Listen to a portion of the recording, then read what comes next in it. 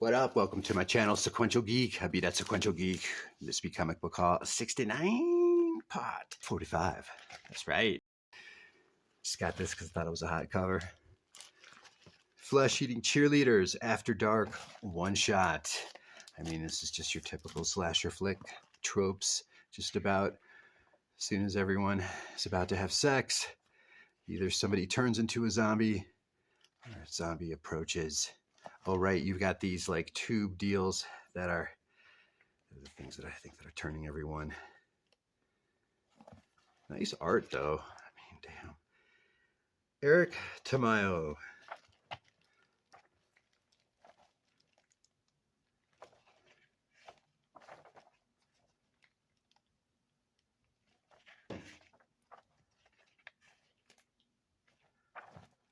Sex and Violence.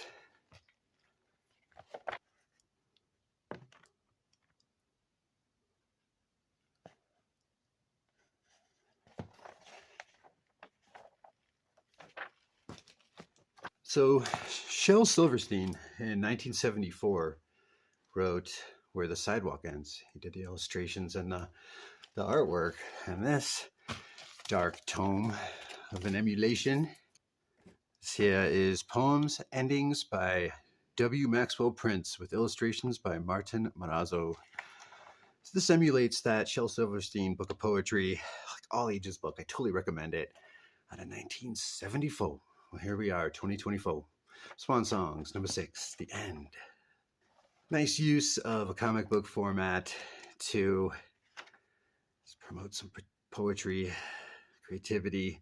This guy's life falls apart, loses his mind, and then his wife's got all these bills there to manage, and as he's losing his mind, she prostitutes herself. And I've read most of these. Klonopin volume, Laudanum, Benzos. They interact, reaching an awful crescendo. Hold on, stop. I'm starting to see bugs. But the smiling man just keeps playing Tom Drugs. So this guy is entered into an insane asylum.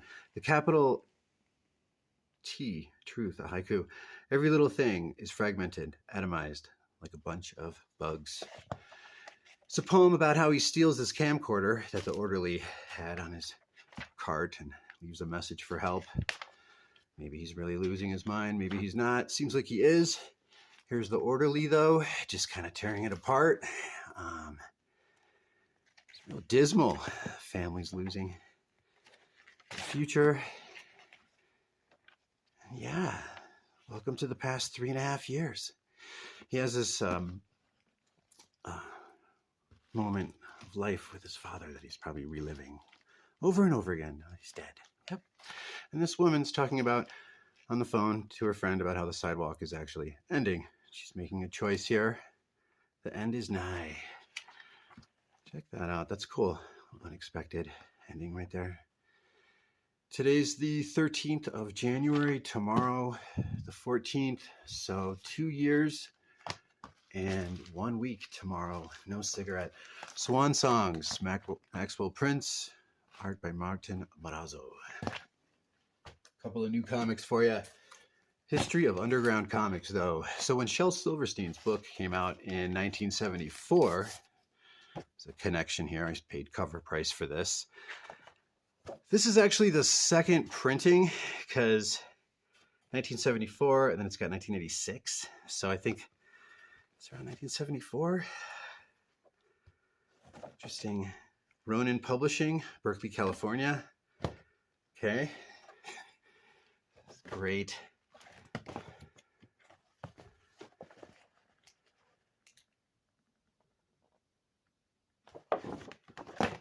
So I paid $17.95 for this, cover price. No worries. Let me know if you think this would be a great candidate to do a book review. Robert Crumb, Motor City Comics, number 2, 1970. Hydrogen Bomb Funnies, copyright 1970. The Ripoff Press, San Francisco. It's like the Freak Brothers creator, Gilbert Shelton. Mr. Natural, Robert Crumb. So, the Phantom Typeface attempted definition.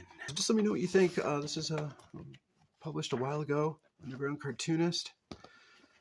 And definitely going to look forward to this read in the next few days.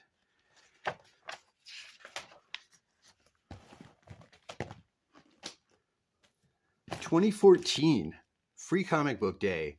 So I know that the Comic Book Legal Defense Fund, Defend Comics, they had this same type of theme for a few years in a row. I think about 6, and this was the first one. It's like an anthology of scrutinizing censorship and fighting for freedom of speech. Great comic book. Cully Hamner did this cover, in case you're wondering. And you'll probably recognize this first story. It's 15 pages, written by Fred Van Lent and art by Ryan Dunleavy. Senate hearing, this is madness.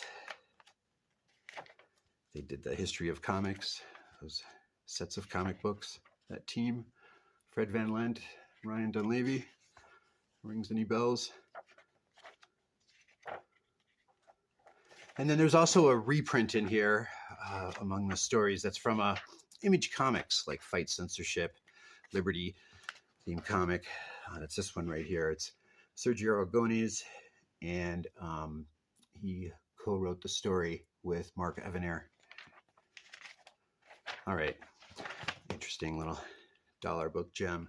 These Free Comic Book Day comics I find timeless if you get the right kind, and for me that's collectible. FYI, those two creators, Fred Van Lent and Ryan Dunleavy, there's their series of comics, Comic Book History of Comics. Keep an eye out for.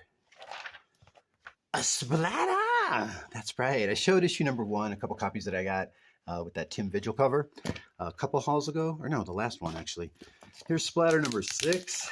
This ran for 8 issues, if I recall correctly. North Star issue 6. I just got this because I thought it was a tripped out cover. They had a bunch of other ones that had some spine creases. This is a couple of them. Not too picky, but North Star Publishing. This is April 1993, Volume 1, number 6, and I think it started in 1991. Anthology horror comic.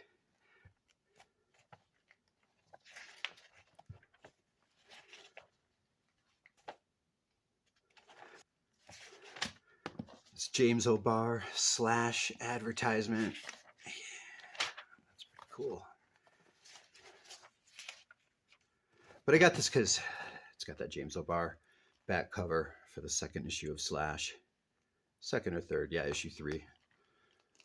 For all you Everett Hartsoe fans, you know, I've been showing off the first 3 issues of this 4-issue limited series.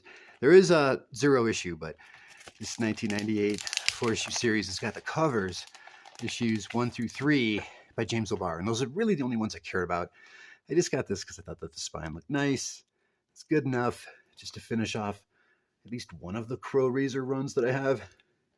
It's written by Everett Hartsoe, creator of Morazzo. Pencils, Jerry Beck.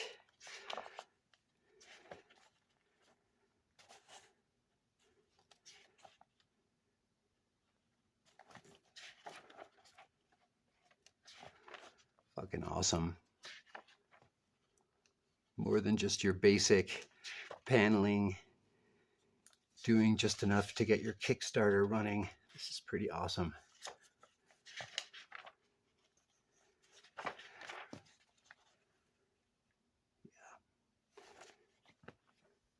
And then, you know, this is from 98. There's a lot of like photographs, kind of fumetti type look that's used in a lot of advertisements during that time, I think. This one I got to finish the second part. I did a review in 2020, and I'd like to do a review of the second issue to follow up in this 2-part story of Loki making a deal with those who sit above in darkness. Yes, to try and get out of bounds of our universe and be a part of their higher level of, I don't know what. Those who sit above in darkness, they feed off of Ragnarok. They want to instigate and enable, perpetuate Ragnarok, because every time Asgard and the whole Ragnarok scenario occurs, they feed off of the energy from that. So those who sit above in darkness, yeah, Yes, that is why Odin lost an eye, to gain knowledge and to throw off those who sit above in darkness. He also sent Thor as a mortal to Earth, part of his punishment, but also to throw off those who sit above in darkness, to throw off their data analytics. So Loki makes a deal with them, and it's really interesting. You've got these concepts of survival, of self, of perfection, survival of the fittest, or altruism, or whatever your thing is. There's a bunch of people that represent these mentalities, these mortals, these regular non-mutant people that reach this pillar of light in the middle of the tundra in Canada. That was a plane that crashed essentially in this tundra, flown by the Summers family. Yep, and you also get to see their daughter from an alternate future freak out, meeting them for the first time in this story. Madeline Pryor and Scott Summers. They're the parents of not only Cable, because they find out that she's pregnant with a boy in this two-part story, but also their daughter, Rachel, from an alternate future, meets them for the first time. As well, you get to see some Talisman action, some references to Wolverine's mysterious past, and so forth. So, pretty cool. X-Men Alpha Flight. Let's check out the cover, because it's a spread here. Just do that real quick. Chris Claremont, Paul Smith art. Opa. Yeah, this is a direct edition, and no big deal. I've already got multiple copies of this. It's one of my favorite limited series, really self-contained story that came out around like 1985. So, but when everybody hit this pillar of light, they could get whatever they wanted. They could live that true self that I was referring to, that these people were being pretentious about in the first few pages of the first issue. And now the second part, the last part, is right here. Of course, Loki's plan backfires. All right, this comic has to do with a little history of Lady Deathstrike for you. This is Uncanny X-Men 205, came out in the middle of the Copper Age. And this is actually, I consider this the third part of a three-part story of Yuriko Oyama's history, her origin, right? Because she first appeared in Daredevil 197. That was the cover by Bill Sienkiewicz, but that's a Denny O'Neil story with Larry Hama interior pencils from 1983. So you got 1983, Yuriko Oyama's first appearance, and then Alpha Flight 33, that's her second appearance, where she calls herself Lady Deathstrike. And that's written by Bill Mantlo. So we go from Denny O'Neil to Bill Mantlo, and then now to Chris Claremont with art by Barry Windsor Smith. And this is when Yuriko Oyama, thanks to Spiral, gets that Mojo World tech where she gets cybernetically enhanced. Uncanny X-Men 205, Yuriko Oyama, Lady Deathstrike story. Uncanny X-Men 133, Toy Biz Legends reprint. Believe that is out of 2002. Reprint of the Chris Claremont, John Byrne story. Little not for resale 9/11 image right there. A few 9/11 era collectors. Now, let's finish this off.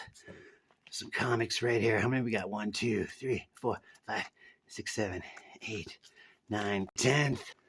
The 10th. This particular comic right here, this one is the Configuration. Came out in 1998, I believe. And this is like the source book for who all the characters are, promoting the 10th. It's just like a one-shot deal. So you got the 10th. What the fuck is the 10th? The 10th came out in 1997, January. This is the first issue. Tony Daniels did the art, and he did the story for this 4-issue limited series. Then there's a 0 issue to follow up, same year, 1997. This like sexy sex pot, just of this super sexy, violent, over the top, quintessential 90s comic book. Really, like that's what we got going right here. I showed the first print of the trade paperback that includes issues 1 through 4 and issue 0 for the first 10th appearance. And this is quintessential 90s, man. Hell yeah. Yeah, the 10th. When you hear abuse of humanity, that's the first appearance of 10th. That's that first 10th story. So you got this guy. His name is Victor, I think it's De Leon. Oh yeah. These girls are so fly. So the 10th, you got Victor De Leon as a man who just happened to be in the wrong place at the wrong time. He was an extraordinary CIA covert agent who specialized in counterintelligence, and he's a down-to-earth nice guy, they say. He still is, though. The struggle to be human, drinking blood like a vampire in order to go on. So this guy, like, whenever he has a fatal attack or gets super angry, he'll turn into this like hulking beast. And if he loses blood too much, too frequent, he'll power down and eventually become human again. And how did this guy, Vince De Leon, become who he is? Because you have this guy, this evil dark lord. He's from like some other world, and he calls himself Raz's Dark, R-H-A-Z-E-S. You think his last name, Tony Daniels, he missed that chance. Should have made the guy's last name Hell. Raises Hell, right? Because this guy, his last name is Dark, D-A-R-K-K, this evil guy. Victor De Leon was sent to kill Raises Dark. Yeah, Victor De Leon. And this Raises Dark guy, he wants to take over the world by creating these monsters. He had 9 of them. But this guy's plan to kill Raises Dark goes bad. He gets captured. Turns out he's a candidate to be one of these monsters that Raises Dark is creating. And he becomes the 10th one.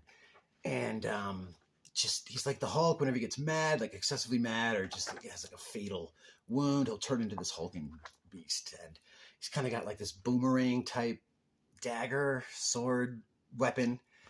And he slashes people, enemies with it and shit. But he also has this connection that you're not quite sure why at first with Esperanza, who has psionics and telekinesis. Yeah, she's like, I don't know, some nubile 18-year-old, and this is her hot friend. And they all like to be like barely clothed. And sometimes when Esperanza uses her powers, just like the power of it will pull all of her clothes off, tear all her clothes off. Just the shock of it all. Yeah. This is her friend Zarina. Very fine. Here's Raz's Dark. And so, you know, Vince De Leon, he resists this guy's control, and so he becomes this 10th beast. So he uncovered the schemes of Raz's Dark, but he got caught and became the 10th. And now he's bound to this Esperanza. He doesn't know why. And I think her origin is connected to eventually find out with this Raz's Dark evil guy. And then also these monsters that this Raz's Dark creates. They also have this female, some sexy female counterpart. Adrenaline. So this is great. The first trade paperback I showed off, not my last haul, but a couple hauls ago. The 10th configuration, that was from 1998, this like source book deal. And then you've got Abuse of Humanity. So if you hear Abuse of Humanity, that's the first story, the first appearance of the 10th, written and drawn by Tony S. Daniel. It's issue 1. Issue 1 has this second printing. This is the American Entertainment printing. And then issue Dose. Issue 3. I mean, goddamn. Quite salacious. Fucking beautiful. I totally wrote this stuff off when it first came out. I was very critical of artwork and comics and everything. And just part, though, I gotta say, I wasn't sure if I was so critical, but I was just jaded by the whole spec bubble from the late 80s, early 90s, that anything from the 90s I just avoided. And at the time when I saw this, I just thought this was just fulfilling the tropes of the 90s of Image. Maybe it was supposed to. Successfully, though, I gotta say. I mean, look at that cover. God damn. Got a little scuffing here and here. I was wondering if like a gummy eraser would take that off, if anybody knows. If you guys are even able to pay attention to that right now. So, Tony Daniel. And here's the 0 issue. And this is August of 97, after you had the first 4 issues from January to June 97. And then to follow up, you've got the 10th of this next series. This is for 14 issues, and then you had a half, so 15 issues from this next follow-up of the 10th. September 1997. So 1997, pretty busy year for Tony Daniels, turning out the 10th comics. And like I said, this one lasted for 14 issues, so now we're getting into 1999, March. Here we have the 10th. This one, though, is written by Scott Lobdell. This is a 4-issue limited series, March and June, issue 1 and 4. One thing I got to mention, though, is that the coloring in these comics, the highlights and everything, damn, like super detail-oriented, very impressive. Just fucking kicks ass. Really impressed with that level of coloring. Once again, the highlights. It goes beyond the expectations that I have. Just blowing things off in the 90s is nobody really trying. But yeah, the artwork in this is fucking dope. Evil's Child. So we're going from March and June 1999 to now September 1999. Evil's Child. Evil's Child, number 1. Damn, hell yeah. Like I was saying, the highlights. I decided to get dose. Evil's Child, 1 of 4. And Evil's Child, 4 of 4. December 1999. And that's my haul, y'all. I appreciate y'all swinging by. Got a little mix of books this time. A couple of new books. Right? Some alternatives to your big 2. It's finishing it up the way I started it, with a little sex, drugs, rock and roll. Thank you all for watching. Appreciate your time. If you are new, thanks for taking the chance out visiting. If you're a returning subscriber, once again, thank you for hitting me back. And thanks for watching. Peace.